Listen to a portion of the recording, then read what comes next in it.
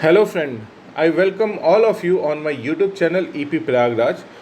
और आज हम डिस्कस करेंगे स्लेव डायनेस्टी, जो कि बहुत ही इम्पोर्टेंट टॉपिक है और ये पार्ट है दिल्ली सल्तनत का। अभी हमने इससे पहले अर्ली मेडिवल पीरियड पढ़ा, उसमें हमने जाना कि मोहम्मद गौरी जो हैं वो कैसे पृथ्वीराज चौहान को बैटल ऑफ तराइन हरा के या उसमें डिफीट करके इंडिया में अपना एक शासन इस्टेब्लिश करते हैं और अपने एम्पायर को एक्सपेंड करते हैं। तो उसी के क्रम में आज हम डिस्कस करेंगे दिल्ली सल्तनत। इसमें दिल्ली सल्तनत है वो बहुत सारे जो डायनेस्टी हैं उनको कंबाइन करके एक सल्तनत बनती है जिसे हम दिल्ली सल्तनत कहते हैं। तो दिल्ली सल्तनत basically slave dynasty, Khilji dynasty, Tughlaq dynasty, Syed dynasty और लोधी डायनेस्टी, ये जो 5 डायनेस्टी है या 5 शासनकाल हैं या 5 वंश हैं, उनके जो रूल है उसको कलेक्टिवली हम लोग कह सकते हैं कि दिल्ली सल्तनत है ये। तो वन बाय वन इस पर डिस्कस करेंगे, इनके सारे रूलर्स के बारे में बातें करेंगे, उनके सारे पॉइंट्स डिस्कस करेंगे जो आपके एग्ज़ाम के विषय में बहुत ही ज़्यादा इंपॉर्टेंट है। वो सारे पॉइंट हम डिस्कस करेंगे यहाँ से।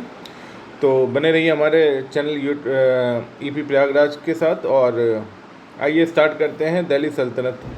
तो जैसा कि आपने लास्ट लेक्चर में या बैटल ऑफ उसमें अर्ली मेडिवल पीरियड में आपने पढ़ा था कि जो मोहम्मद गौरी है वो एक्सपेडाइट करता है भारत में, फिर पृथ्वीराज चौहान से जो फर्स्ट बैटल ऑफ तराइन है वो उसमें डिफीट होता है, फिर चला जाता है। फिर सेकंड बैटल ऑफ जो तराइन है वो जो 1192 एडी में होता है, उसमें वो विजेता होता है, उसमें वो पृथ्वीराज चौहान को डिफीट कर देता है। तो उसके हाथ में अजमेर और दिल्ली, ये 2 बड़ी टेरिटरी मिल जाती है। उसके बाद नेक्स्ट ईयर बैटल ऑफ चंदावार होता है। बैटल ऑफ चंदावार होता है 1194 में।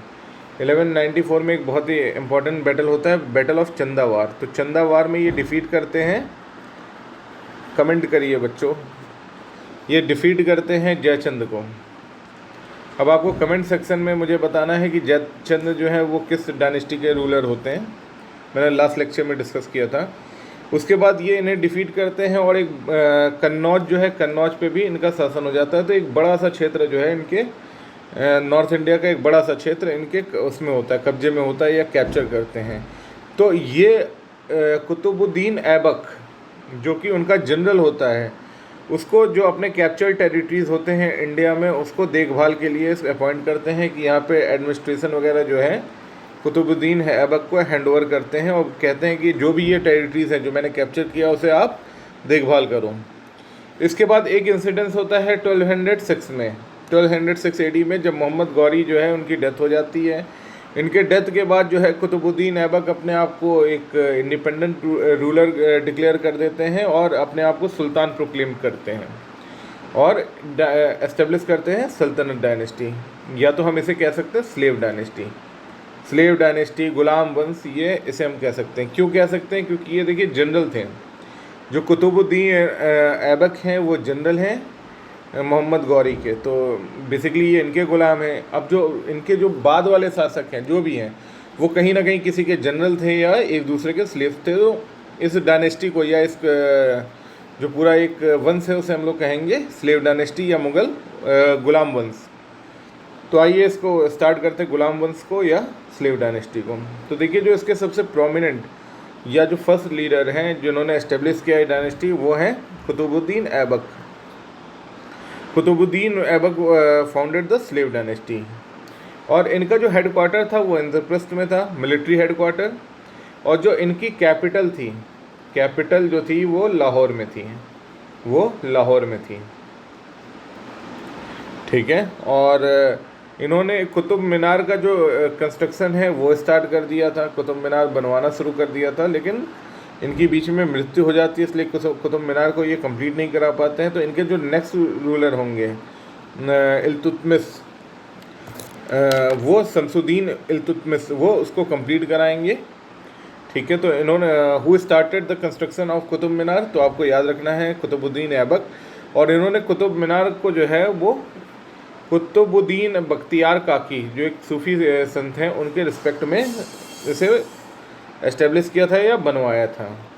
और 2010 में ही 1210 में, सॉरी 1210 एडी में चौगान खेलते हुए, मतलब जो आज हम पोलो कहते हैं जिसे, वो खेलते हुए घोड़े से गिरने की वजह से इनकी मृत्यु हो जाती है। और इसके बाद जो नेक्स्ट रूलर होते हैं वो होते हैं आरम बख्श। जो आरम बख्श हैं वो 8 महीने रूल होता है इनका, और ये सन होते हैं कुतुबुद्दीन के, ठीक है। लेकिन बहुत लंबे समय तक ये नहीं रह पाते हैं। फिर इनका जो स्लेव होता है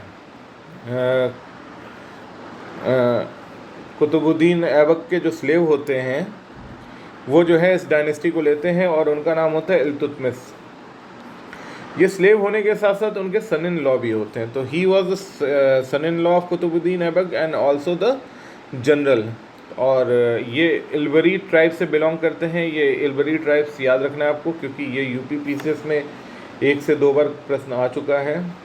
एक यूपी पीसीएस में और भी, जो भी मैं सारे पॉइंट दे रहा हूँ ये सारे पॉइंट आप नोट डाउन कर लो, बहुत इंपॉर्टेंट है। मैं एक एक पॉइंट एक्सप्लेन करूँगा, बट मैं चाहूँगा कि ये सारे पॉइंट्स आपके कॉपी में भी होने चाहिए। ये डायरेक्टली इनडायरेक्टली यूपी पीसीएस में पूछे जाते हैं। दूसरा जो ये थे, ये जनरल थे कुतुबुद्दीन ऐबक के, और इनको इक़्तिदार बनाया गया था ग्वालियर का। तो ये ग्वालियर का जो रीजन था उसको, उसकी देखभाल करते थे। कुतुबुद्दीन ने इनको अपॉइंट किया था। बाद में इनकी मृत्यु के बाद जो है ये बन जाते हैं और इनके दामाद भी होते हैं। उसके बाद ही transfer his power capital from Delhi to Lahore to Delhi. तो ये क्या करते हैं, जो कुतुबुद्दीन ऐबक का जो कैपिटल लाहौर में होता है उसको शिफ्ट करते हैं दिल्ली में। तो इस वजह से हम इनको कह सकते हैं रियल फाउंडर ऑफ दिल्ली सल्तनत, ठीक है। तो ही एस्टेब्लिश्ड रियल फाउंडर, अगर आपसे पूछता who is the real founder of Delhi सल्तनत, तो Iltutmish is the real founder of Delhi सल्तनत। क्यों? क्योंकि उन्होंने लाहौर से दिल्ली अपना जो कैपिटल है वो शिफ्ट किया था। इसके बाद जो इम्पोर्टेंट पॉइंट है इनके बारे में वो ये है कि इन्होंने जो एम्पायर था या जो सल्तनत जो थी उसका काफ़ी एक्सपेंशन किया था, उसको बढ़ाया था। इन्होंने बिहार कैप्चर कर लिया था, बंगाल कैप्चर कर लिया था, मतलब ईस्टर्न पार्ट को कैप्चर किया था। इधर वेस्टर्न पार्ट में सिंध और मुल्तान के पार्ट को भी इन्होंने कैप्चर करके सल्तनत में मिला दिया था, ठीक है। कंप्लीटेड द कुतुब मीनार, जो स्टार्ट किया था कुतुबुद्दीन ऐबक ने, उसे कंप्लीट किसने किया? इल्तुतमिश ने कंप्लीट किया। और एक प्रश्न और आता है पीसीएस में, अजमेर मॉस्क ये किसने बनाया था? तो ये इल्तुतमिश ने बनाया था, ये आपको याद रखना है। और एक कॉइन इन्होंने, अरेबियन कॉइन होता है जिसका नाम टका था, वो इन्होंने इंट्रोड्यूस किया भारत में। और कभी कभी देखिए SSC और इन सब में भी प्रश्न आ जाता है कि जो टका था उसका वज़न क्या था या उसका वेट क्या था। तो अप्रॉक्सीमेटली 170 ग्राम का ये टका होता है, 175 ग्राम, सॉरी 175 ग्राम का ये टके का जो वेट था एक टके का, वो 175 ग्राम का था। और एक प्रश्न और है जो यूपी पीसीएस में पूछा गया है कि who is known as the slave of the slave? तो Iltutmish is known as slave of the slave. और इसने जो है 40 एलाइट लीडर्स, मतलब जो 40 रूलर होते हैं या एलाइट लीडर होते हैं, उनको अपने ग्रुप में मिलाता है, उनका नाम रखता है 40। तो ये जो 40 होते हैं ये एडमिनिस्ट्रेटिव वर्क और जो राजा का एक सुल्तान का जो एक प्रशासन होता है उसमें काफ़ी दखल रखते हैं, और इनके ही एडवाइस से या ये बहुत ही मतलब डिसीजन मेकिंग बॉडी हो जाते हैं 40। तो इनका जो ग्रुप है वो किसने निर्माण करा था, वो भी इम्पॉर्टेंट है, इल्तुतमिश ने इसका निर्माण किया था। और जो मोस्ट इम्पॉर्टेंट है, जो पीसीएस में कई बार डायरेक्टली पूछा गया है, वो है iqta system. Who introduces iqta system? तो इल्तुतमिश इंट्रोड्यूसेस इक्ता सिस्टम। अब बेसिकली देखिए जानने वाली बातें हैं कि इक्ता सिस्टम था क्या।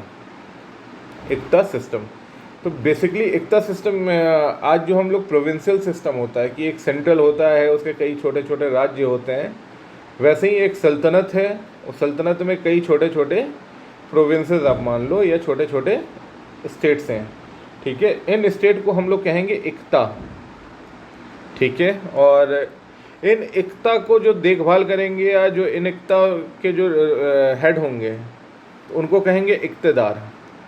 इक्तेदार, इन इक्तेदार्स का काम क्या होता था? ये बेसिकली ज़्यादातर जो इक्तेदार होते थे ये रॉयल फैमिली से बिलोंग करते थे, और इनका कार्य होता था to maintain the army and send when asked by sultan. तो ये अपने इक्ते में आर्मी को मेंटेन करते थे, ठीक है, और आर्मी को मेंटेन करके, और जब सुल्तान को ज़रूरत होती थी तो ये प्रोवाइड करते थे। दूसरा काम होता था इक़्तिदार का कि लॉ, अपनी जो टेरिटरी है, जो क्षेत्र उनको दिया गया है, उसमें लॉ एंड ऑर्डर को मेंटेन करना भी काम होता था इक़्तिदार का, ठीक है। और उसके बाद जो रेवेन्यू कलेक्ट होता था, जो एक प्रोविंसेस है उसका जो रेवेन्यू होगा वो भी कलेक्ट कौन करता था? इक़्तिदार करते थे। और जो रेवेन्यू कलेक्ट करने के बाद जो उनके खुद के एक्सपेंडिचर हैं, जो आर्मी मेंटेन करने में, लॉ एंड ऑर्डर मेंटेन करने में, जो एम्प्लॉयज़ को सैलरी वगैरह जो भी देना है, वो सारे देने के बाद जो बच रहा है वो डिपॉज़िट करते थे ट्रेज़री में, मतलब सुल्तान की ट्रेज़री में वो डिपॉज़िट करते थे। और जो सबसे इम्पॉर्टेंट बात है इक्ता सिस्टम की, कि इक्ता सिस्टम जो था वो हेरिडिटरी नहीं था। ये मेंस के पॉइंट ऑफ व्यू से इम्पॉर्टेंट है कि हेरिडिटरी पावर नहीं थी, मतलब कि अगर कोई इक़्तिदार है तो ज़रूरी नहीं है कि उसका जो सन है वो इक़्तिदार बनेगा, तो ये कोई ऐसा पावर नहीं दे रखा था इक़्तिदार में, ठीक है। तो मुझे लग रहा है कि इक्ता सिस्टम आपको क्लियर भी हो गया होगा। बेसिकली इन्होंने एक डिसेंट्रलाइज तरीके से बहुत सारी टेरिटरी बनाई और हर टेरिटरी को इक्ता कहा, और जो टेरिटरी संभालता था उसको इक़्तिदार कहा, और सारे पावर उनको वो कर दिए, दे दिए गए। और एक और भी बहुत इम्पॉर्टेंट पॉइंट है जो इल्तुतमिश के लिए है, कि इनको कहा जाता है he save India from Mongol invention. इन्होंने मंगोल इन्वेंशन से भारत को बचाया, ठीक है।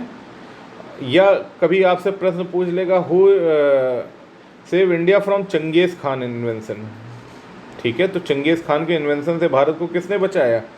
तो ये प्रश्न का उत्तर होगा इल्तुतमिश। बहुत इंपॉर्टेंट है ये प्रश्न, और मैं बहुत शॉर्ट में इसको समझा देता हूँ आपको। देखिए होता क्या है, इनका जब समय होता है, जब ये रूलर होते हैं इल्तुतमिश, तो एक राजा होता है जिसका नाम होता है जलालुद्दीन। जलालुद्दीन, ये जलालुद्दीन जो होते हैं वो मंगोलिया में होते हैं। मंगोलिया का ही एक और शासक होता है जो बहुत क्रूअल होता है, बहुत ज़्यादा अपने एक्सपेंड करता है, बहुत बड़े क्षेत्र को वो कब्जे में भी ले चुका होता है, उसका नाम होता है चंगेज़ खान। तो जो चंगेज़ खान है, चंगेज़ खान जो है, इनको मारने के लिए या इनको जलालुद्दीन को ये ख़त्म करना चाहते हैं किसी भी हाल में। और चंगेज़ खान से बचने के लिए जलालुद्दीन जो है अपने देश को छोड़ के, मंगोलिया छोड़ के और इधर उधर भटक रहे होते हैं।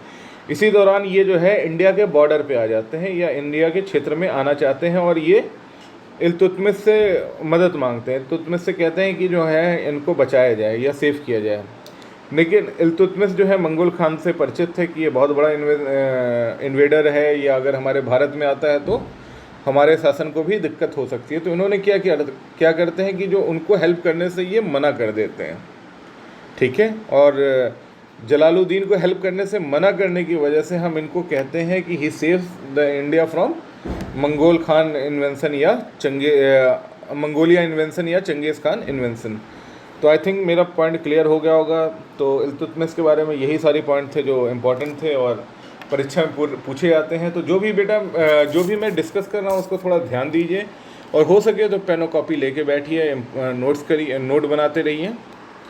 और इसके बाद बुक ज़रूर पढ़िएगा, क्वेश्चन आंसर ज़रूर देखिएगा, क्योंकि देखिए यहाँ से हम लोग आपको अंडरस्टैंडिंग तो ज़रूर देते हैं, ठीक है। जब आप बुक खोलोगे और पहली बार पढ़ोगे या जो हमारे लेक्चर को देखने के बाद आप पढ़ोगे तो आपके अप्रोच में काफ़ी अंतर रहेगा उस समय।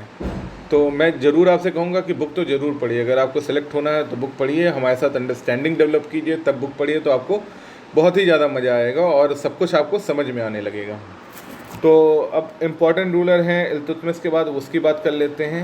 इल्तुतमिश का टाइम पीरियड देख लेते हैं। इल्तुतमिश का टाइम पीरियड है 1211 से लेके 1236, मतलब अराउंड 25 ईयर का जो है इनका शासनकाल है। तो इसके बाद जो है शासनकाल को स्टेबिलिटी मिली थी। फिर इसके बाद जो है नेक्स्ट रूलर हैं इनकी बिटिया, जिनको हम कहते हैं रजिया सुल्ताना, वो रूलर बनती है। देखिए जो रजिया सुल्ताना है वो पहली और only women emperor of Delhi सल्तनत, ये पहली और आखिरी रूलर होती हैं दिल्ली सल्तनत की। पहली, आखिरी या ओनली वुमेन, सिर्फ यही रहती हैं महिला।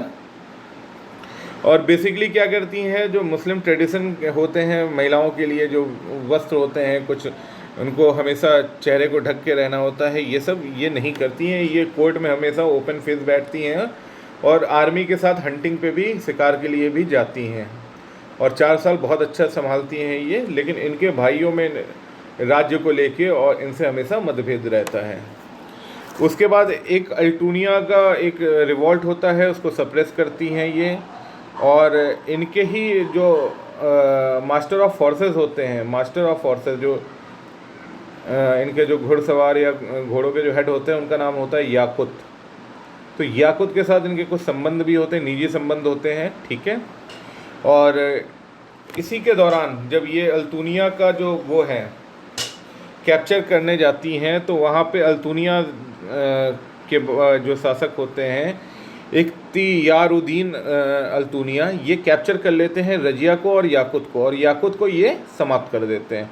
जब याकुत को समाप्त कर देते हैं तो इनकी ये जो है शादी कर लेती हैं इख्तियारुद्दीन अल्तूनिया से, और दिल्ली आना चाहती हैं। जब तक कि जो इनके 40s होते हैं, जो इल्तुतमिश ने फॉर्म किया था, जो एलाइट 40, वो क्या करते हैं, इनके जो भाई होते हैं बहरम, तो बहरम को किंग डिक्लेयर कर देते हैं या सुल्तान डिक्लेयर कर देते हैं। तो जब बहरम को सुल्तान डिक्लेयर करते हैं तो ये अल्तूनिया से शादी करती हैं, वहाँ से अपनी सारी पावर को कंसोलिडेट करके, मतलब इकट्ठा करके दिल्ली में आक्रमण करने आ रही होती हैं, और on the way to Delhi she was killed, और दिल्ली आते आते इन्हें मार दिया था। तो इनका जो शासन काल है वो 4 साल का है, 1236 AD से लेके 1240 AD तक। इसके बाद हम बात कर लेते हैं बहरम और अरसुद, ये जो है, और अरसुद, ये जो बहरम और अरसुद हैं, इनका दोनों का मिला के ये दोनों इल्तुतमिश के सुपुत्र होते हैं या पुत्र होते हैं, और इनका जो टाइम पीरियड है वो सिर्फ 6 साल का होता है। इस दौरान जो 40s होते हैं, जिन्होंने इनको राजा बनाया होता है, सुल्तान बनाया होता है, इनका दबदबा या प्रिविलेज जो है ये काफ़ी बढ़ चुका होता है। अब हम बात कर लेते हैं द एरा ऑफ बलबन, कि बलबन के एरा की बात कर रहे हैं, बलबन के काल की बात कर रहे हैं, कि एक शासक थे बलबन, उनके काल की बात कर रहे हैं।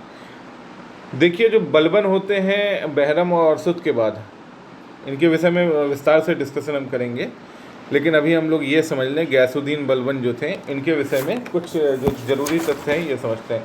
तो ये जो पूरा एरा है ये 40 साल का, मतलब इन्होंने 1246 से लेके 1286 40 साल जो है इसको सुल्तान गुलाम वंश को, या गुलाम जो स्लेव डायनेस्टी थे, इसको एक स्टेबिलिटी देते हैं।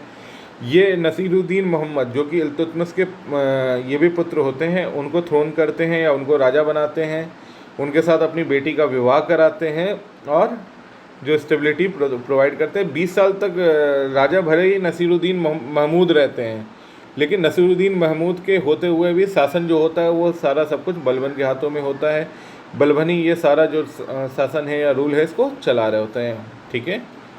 और नसीरुद्दीन मोहम्मद के बाद जो नेक्स्ट शासन होते हैं वो खुद बलबन होते हैं।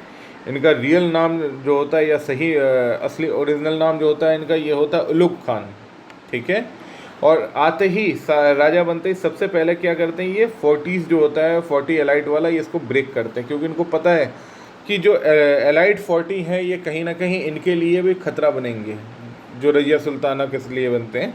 और दूसरा ये इंट्रोड्यूस करते हैं नौरोज भारत में, ठीक है। जो पर्सियन एक फेस्टिवल होता है नौरोज, उसको भारत में कौन इस्टेब्लिश वो करता है, इंट्रोड्यूस करता है, ये भी इंपॉर्टेंट क्वेश्चन है PCS के पॉइंट ऑफ व्यू से।